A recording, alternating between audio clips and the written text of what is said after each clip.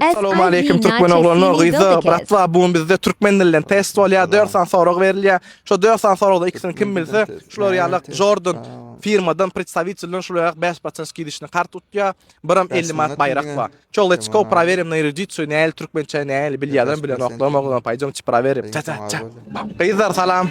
Bizde bugün Türkmen dilinden test bar. 4 san sorag berýän Türkmen dilinden ikisini jogap berseň 50 manat bilen şular ýalyk Jordandan original magazin представительden kart var.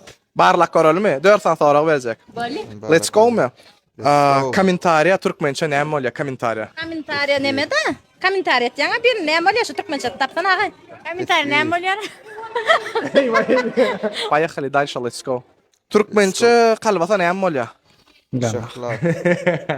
Bilen okma. Bilen okmayı. Magazin ödüňde näme diýip soraýan? Şoklat. Şoklat, вот правильно, bir. Şoklat. O super şoklat, doğru, правильно. Şoklat. Bilýän eken. Şoklat. Eşdiňizden brat wa kalbasa da şoklat. Padval näme bolýar türkmençe? Padval näme bolýar? Padval. Yerekdi. Yerekdi men goloýrak. Goloýrak, ýöne däller. Yerdemin. Doğru, yerdemin. Yerdemin.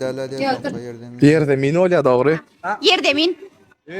Billah yerdemin. Nerede iş ya? Svarka var, svarka. Näme bolýar svarka türkmençesi? Barka iki demir biriktirmek. Ot bilen berkitmek kolaymy? Albatta, menen bilem okdy. Yaşam. Geçtik diýär. Ameliyat türkmençesi näme bolýar? Şu ýaýyşyny çaň nemesi? Ameliyat. Yumurtla pişirilýän olaymy? Yumurtkaga. Ece gel nahary ýeli, näme pişirdim? Yumurtka çaktım diýen onda. Yumurtka. Öňünde şu nahary gad näme? Pomidorlu yumurtka. Yumurtka pomidor diýsen. Ya işin pomidor mu temeneme? Türkçe däme? Ne, şu ort mektep tutardım. Hey gerek. Bilýär, nigde bilýär. Antatjak bir dat bereýin. Krişa näme bolýar türkmençe? Krişa.